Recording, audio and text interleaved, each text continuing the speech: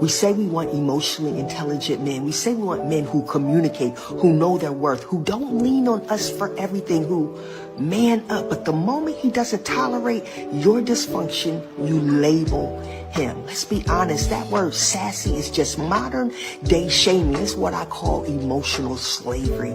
It's how our culture punishes our men for having standards. It's as if you're trying to guilt them back into silence, into people pleasing, into tolerating what's toxic.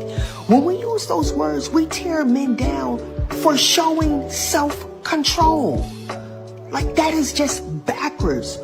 We're not just breaking a man down, we're literally breaking down our culture, which has been broken far enough, deep enough, and long enough. So let's stop with the name calling. Let's stop calling healed behavior sassy just because it does not cater to your comfort.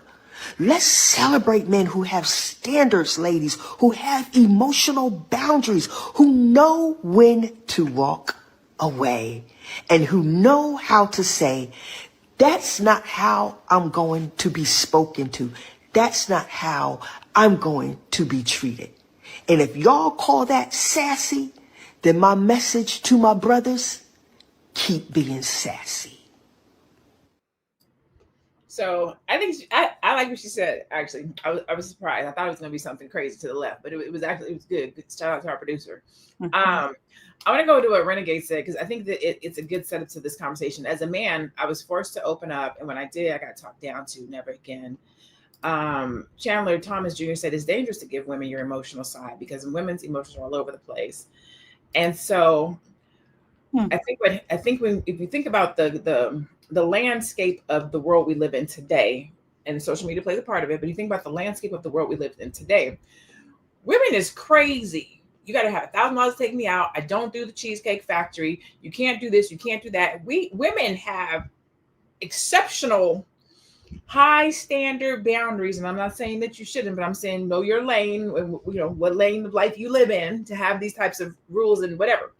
And so when a man comes along and says, "Well, I have those same ones," like you can't be a $25,000 a year earner talking about I want a millionaire. Like both is it fair for both sides to have standards, Normalanga? Like, what do you think? Do you think only women should have standards and men shouldn't?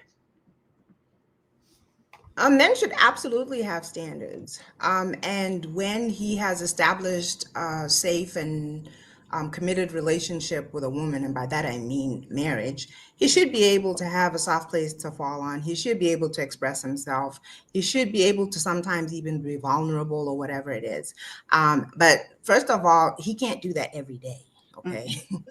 That's the first thing, because how are we ever going to move along in life if we have a man crumbling and crying every day? That's not going to work, okay?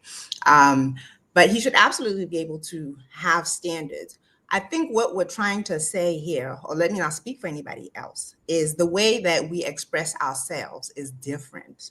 The way a woman expresses herself is different from how a man expresses himself. And if a man is expressing himself too much like a woman, that's a problem, right? Like you even said, like men use a smaller vocabulary than women. They get exhausted from talking too much. We get energized and excited and what have you. Even when we're introverts, we enjoy it. You want to hang out with your girls, you want to talk, you want to be trashy or whatever, gossip, rumors.